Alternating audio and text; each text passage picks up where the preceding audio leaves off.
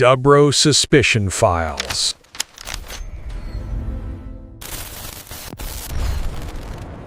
서울에서 가장 활기 넘치는 곳 중 하나, 바로 대학로죠.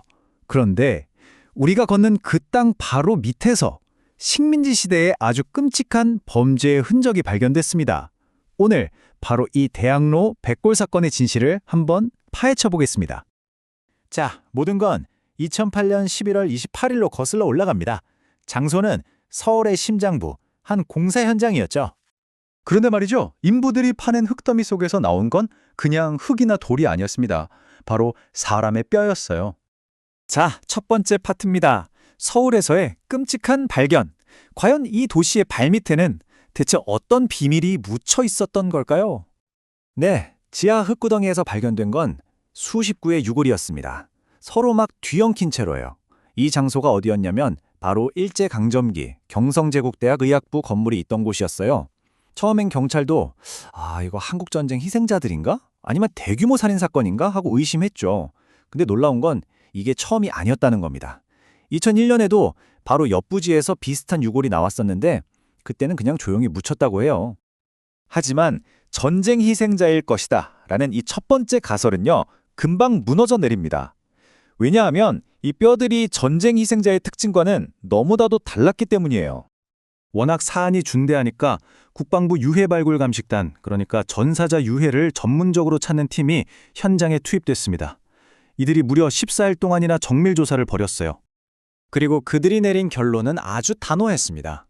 국군 전사자일 가능성은 전혀 없습니다. 바로 이 한마디에 사건은 완전히 새로운 국면으로 접어들게 됩니다. 왜 그런 결론을 내렸는지 그 이유는 아주 명확합니다. 자, 표를 한번 보시죠. 전쟁 희생자라면 당연히 나와야 할 탄피나 군복 단추 같은 유품이 하나도 없었어요. 그리고 상처를 보니까 총상이 아니었습니다. 대신 아주 예리한 톱 자국이랑 드릴로 뚫은 듯한 구멍이 발견됐죠. 그리고 결정적으로 유해의 구성이 이상했어요. 군인들만 있는 게 아니라 성인 남녀의 어린아이, 심지어 갓난아기의 뼈까지 섞여 있었던 겁니다. 이건 전쟁 희생자라고는 도저히 볼 수가 없는 거죠. 그렇다면 대체 이 사람들은 누구일까요? 이제 법의학이 뼈에 새겨진 이야기를 우리에게 들려줄 차례입니다. 훨씬 더 어두운 진실을 말이죠. 분석 과정에서 아주 결정적인 흔적이 발견되는데요. 바로 개두술의 흔적입니다. 이게 뭐냐면 의학 연구나 부검을 할 때 뇌를 보기 위해 두개골 일부를 수술용 도구로 잘라내는 걸 말해요. 유골들에는 정말 섬뜩할 정도의 흔적들이 남아 있었습니다.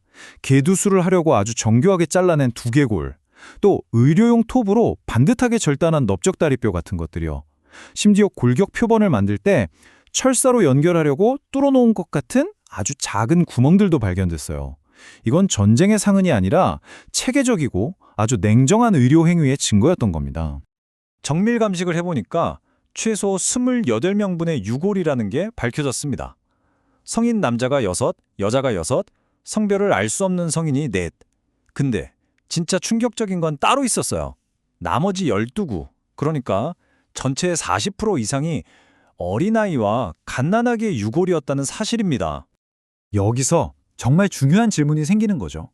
대체 왜 의과대학 부주에서 이렇게나 많은 아이들의 유해가 발견되어야만 했을까요?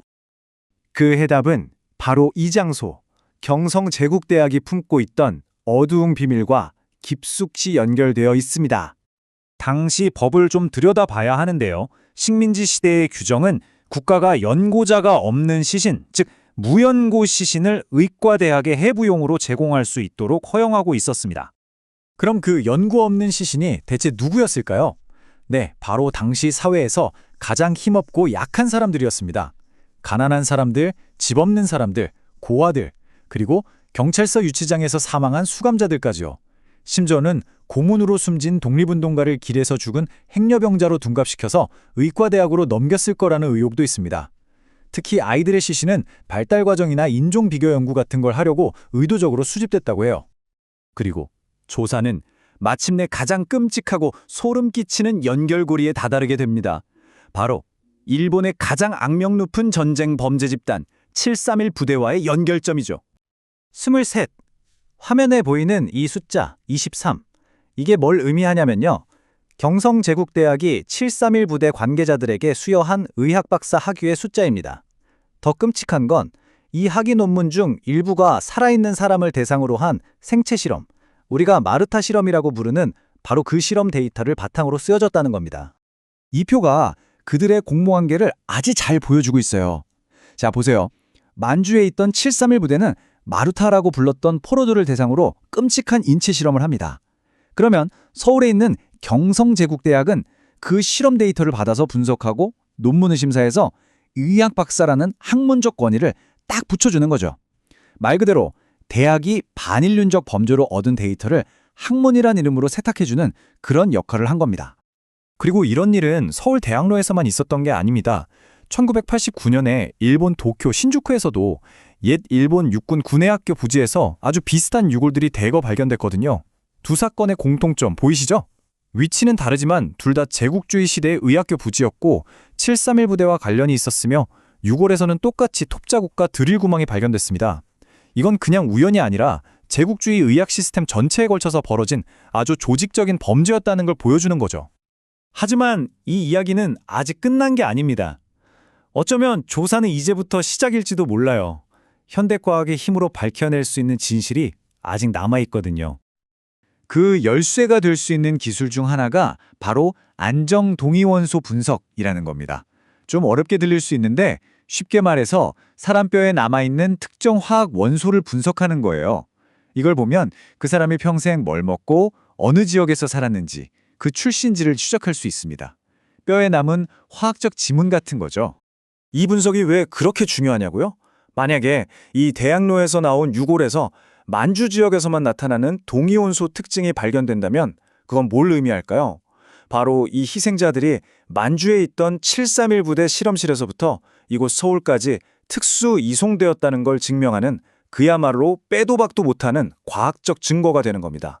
대학로의 백골들은 식민지 의학이라는 그럴싸한 이름 아래 자행됐던 국가폭력에 침묵하는 증인입니다. 그리고 이 사건은 지금 우리에게 묻고 있습니다. 우리가 매일같이 아무렇지 않게 딛고 서 있는 바로 이 땅 아래 아직 우리가 모르는 파헤쳐지지 않은 진실은 또 얼마나 많이 묻혀 있는 걸까요?